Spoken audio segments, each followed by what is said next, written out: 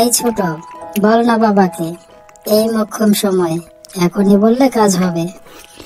দাঁড়া বাবা, বলছি বলছি, একটু সবর করো না। কি হচ্ছে, এত কানাঘুষা কিসে শুনি?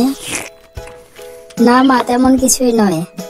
কিছু তো একটা হয়েছে, না হলে তোমরা দুই বউ মিলে এত কানাঘুষি কেন করবে শুনি? আমাদের সাথে একটা কাজের মেয়ে হলে খুব ভালো হতো। বড় আপা আজ কদিন ধরে সেটা বলারই চেষ্টা করছে। ও, এই ব্যাপার। তো এই কথা বলতে কি এত সময় লাগে নাকি? আগের কাজের লোকটা তো চলে গেছে, এখন নতুন কাজের লোকের খোঁজ করতে তো সময় লাগবে। বাহ, তাহলে তো বেশ হবে। সারাদিন এত কাজ করতে করতে একদম ক্লান্ত হয়ে যাই। একটা কাজের লোক থাকলে অনেক সুবিধা হবে। আচ্ছা, সে যা হবার হবে। এখন খেয়ে নাও তো দেখি, খাওয়ার সময় এত কথা বলতে নেই। তোমরা কোনো চিন্তা করো না, আমি বেশ কয়েকজনের সাথে কথা বলেছি। 2-1 দিনের মধ্যেই কাজের লোকের সন্ধান পেয়ে যাব।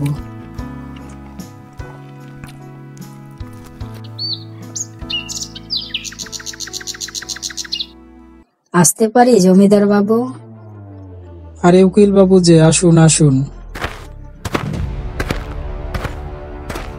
আমি সেই কখন থেকে আপনার জন্যই অপেক্ষা করছিলাম। তা বলুন জমিদার বাবু, এত জরুরি তলব কেন করেছেন? কোনো বিশেষ দরকার ছিল আমাকে? হ্যাঁ হ্যাঁ, একটু বিশেষ দরকার ছিল।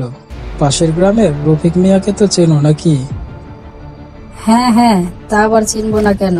রফিক মিয়াকে চেনে না এমন লোকজন এই এলাকায় খুবই কম পাওয়া যাবে। তা কি হয়েছে রফিক মিয়ার সাথে?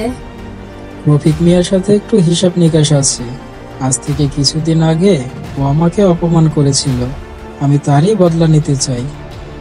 অপমান করেছিল মানে? কি হয়েছিল আমাকে যদি একটু বলতেন। বেশ বেশ, শোনো তবে। তা বলুন, হঠাৎ বাপ ছেলে আমার এই গরিবখানায় কি মনে করে? আসলাম তোমার সাথে একটা বিশেষ দরকারে কথা বলতে। আপনার মতো জমিদারের আমার মতো ছোট জমিদারকে কি দরকার হয়ে গেল যে হঠাৎ আপনি নিজেই চলে আসলেন? আমাকে বললেই তো আমি চলে যেতাম। আরে নিজেকে ছোট করা বন্ধ করো তো। বিশেষ দরকার দেখে আমি আমার ছেলেকে সাথে করে নিয়ে এসেছি। আচ্ছা আচ্ছা, বুঝলাম। এখন কি দরকার সেটাই বলুন তো দেখি। শুনলাম তোমার নাকি একটা সুন্দরী মেয়ে আছে, সে নাকি কলেজে পড়ছে। আপনি ঠিকই শুনেছেন, কিন্তু হঠাৎ আমার মেয়ের খোঁজ নিচ্ছেন কেন একটু বলুন তো। আসলে তোমার মেয়ের কলেজে যাওয়ার রাস্তাটা তো আমার বাড়ির সামনে দিয়েই। আমার ছেলে নাকি তোমার মেয়েকে রোজ কলেজে যেতে দেখে। তোমার মেয়েকে আমার একমাত্র ছেলে হাসানের খুব ভালো লেগেছে, তাই আমি আমার ছেলের সাথে তোমার মেয়ের বিয়ে দিব বলে ঠিক করেছি। আসলে আপনি ঠিক করলেই তো হচ্ছে না, আমার মেয়েরও তো মত থাকা দরকার। দেখি, আমি আমার মেয়েকে ডেকে দেখি আমার মেয়ে কি বলে। আফিয়া, মা আফিয়া, এইদিকে আয় তো মা দেখি।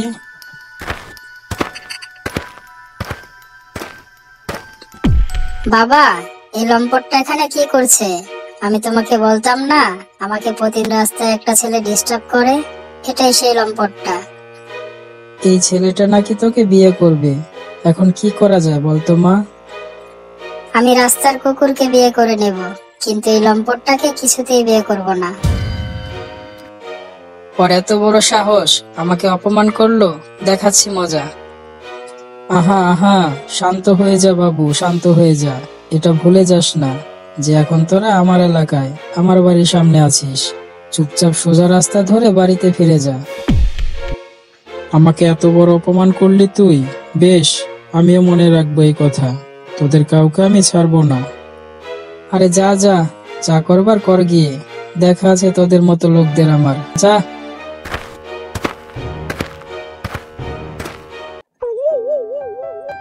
আহা হা, এত বড় অসম্মানের ব্যাপার জমিদার বাবু। রফিক মিয়ার এই কাজটা করা একদম ঠিক হয়নি। তা আপনার ছেলে এখন কোথায়? সেদিনের পর থেকে আমার ছেলেটা শহরে চলে গেছে, আর গ্রামে ফিরেনি।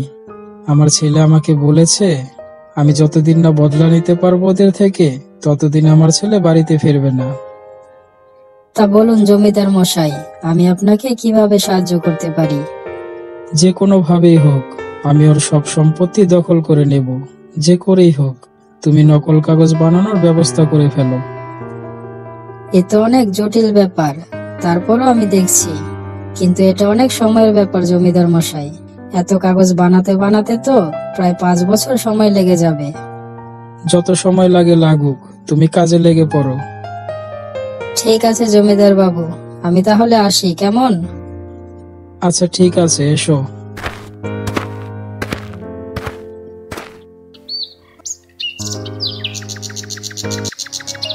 এই দেখো সবাই, এর নাম হলো ভোলা। আজ থেকে এই ছেলে বাড়ির সব কাজ করবে।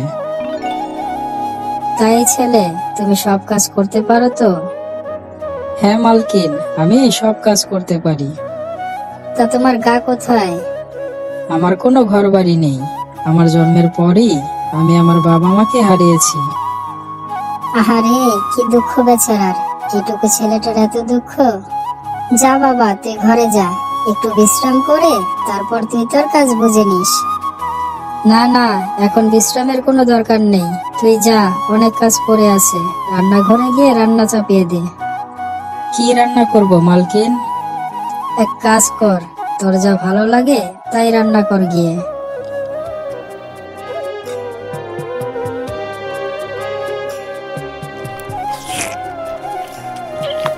ছোট মা, আপনাকে কি কিছু দেব? তুই আমাকে ছোট মা বলে ডাকলি? হ্যাঁ, আপনাকে দেখতে আমার মায়ের মতো। আমি তো আমার মাকে কখনো সামনাসামনি দেখিনি, ছবিতে দেখেছি। আমার মা একদম আপনার মতো ছিল। বেশ, তুই আজ থেকে আমাকে ছোট মা বলেই ডাকিস। ঠিক আছে ছোট মা। কেন, বাড়ির চাকর হয়ে এ বাড়ির বউকে কেন ছোট মা বলে ডাকবে? আহা আপা, তোমাকে তো ডাকছে না, আমাকে ডাকছে, ডাকুক না, তাতে তোমার কি সমস্যা? আমাকে অপমান করলি তো তুই, আমিও তোর এই চাকর ছেলেকে বাড়ি থেকে বের করেই ছাড়বো, এই আমি বলে দিলাম।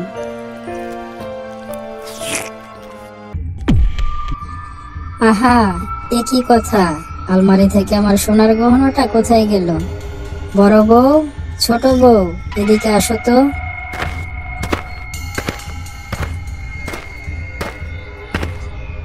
কি হয়েছে মা, আমাদের ডেকেছেন আপনি?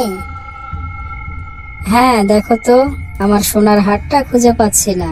একটু খুঁজে দেখো তো কোথায় রাখলাম। মা, একটু আগেই তো ভোলাকে বের হতে দেখলাম এই ঘর থেকে, কোনোভাবে ও নিয়ে যায়নি তো ওই হাটটা? কি বলছো, ও কেন নিতে যাবে হাটটা? আহা, ওর ব্যাগে খুঁজে দেখো, পাওয়া গেলে তো হয়েই গেল। হ্যাঁ মা, চলুন গিয়ে দেখে আসি।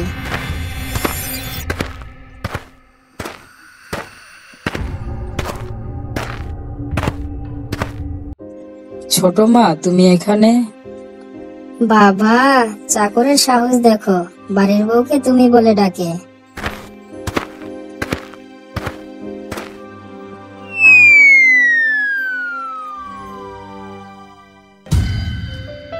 এই দেখুন মা, আপনাকে বলেছিলাম না ওই হাটটা চুরি করেছে। এই চোরটাকে আপনি বাড়ি থেকে বের করে দিন। না না, আমি ওকে অনেক বিশ্বাস করেছিলাম, আর ও আমার বিশ্বাসের এই মর্যাদা দিল। আমি নিজে হাতে ওকে বাড়ি থেকে বের করে দেব।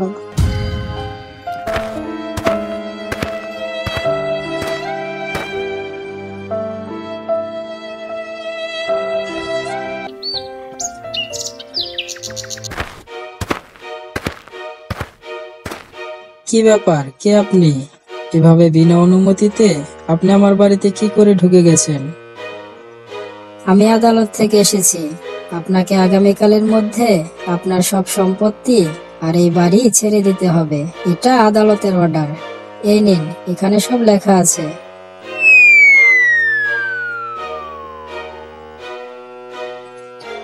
কিন্তু কেন? আমার সম্পত্তি আমি কেন খালি করব? এই সম্পত্তির মালিক এখন থেকে পাশের গ্রামের জমিদার হীরালাল মশাই। আপনি যেসব সম্পত্তি দখল করে আছেন, এই সকল সম্পত্তির মালিক ছিলেন হীরালাল মশাই সাহেবের দাদা। আগামীকালের মধ্যে আপনাকে এই বাড়ি খালি করতে হবে, না হলে গ্রামবাসীর সামনে আপনাকে ঘাড় ধাক্কা দিয়ে বের করে দেওয়া হবে।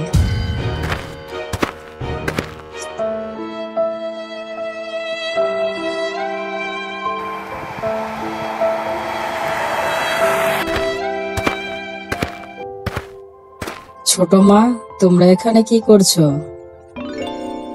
ভোলা, তুই কত বড় হয়ে গেছিস। বাহ, কোটটা পরে তো তোকে অনেক ভালো লাগছে। হ্যাঁ ছোট মা, ভালো তো লাগবেই। এই সব কিছু তো তোমারই দেওয়া। মানে? মালিহার দেওয়া মানে? কি বলছো তুমি এসব? সেদিন ছোট মা আমার হাত ধরে বাড়ির বাইরে নিয়ে এসে আমাকে অনেকগুলো টাকা দিয়েছিল আর বলেছিল জীবনে যেন আমি অনেক বড় হই। আমার ছোট মা জানতো যে আমি হাতটা চুরি করিনি। সেদিন ছোট মায়ের কথা রাখার জন্য আমি টাকাগুলো নিয়ে শহরে চলে আসি।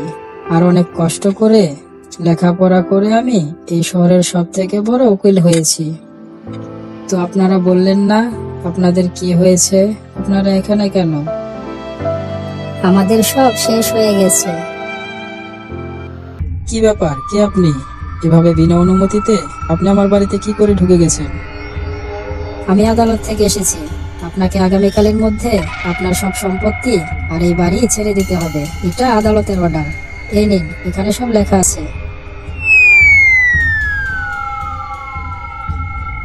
তুমি আমার সাথে চলো ছোট মা। না রে বাবা, আমি এদের ছেড়ে তোর সাথে যেতে পারবো না। ওদের মতো চাকরের বাড়িতে তুমিও যেতে চাও না, তাই না ছোট মা? বেশ, এই চাকরের বাড়িতে যারা যারা যেতে চাও আমার সাথে গাড়িতে ওঠো।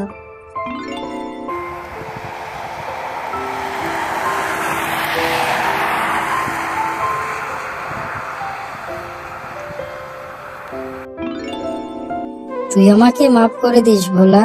সেদিন আমি আর বিলকিস মিলে তোকে বাড়ি থেকে বের করে দেওয়ার জন্য আমরা এসব নাটক করেছিলাম। আমি জানি সব।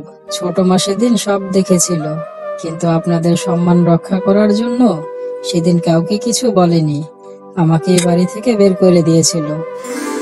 আমাকেও মাফ করে দিও বাবা, আমার অনেক বড় ভুল হয়ে গেছে। আরে না না, আপনাদের পরিবারের জন্য আজ আমি এত বড় হতে পেরেছি। আপনারা কেন এসব কথা বলছেন? আমাকে কিছুদিন সময় দিন, আমি আপনাদের সবকিছু ফিরিয়ে দেওয়ার ব্যবস্থা করছি। তবে আপনারা এখানেই থাকুন, আমি চলি। বাইরে গিয়ে দেখি আপনাদের জন্য কি করতে পারি।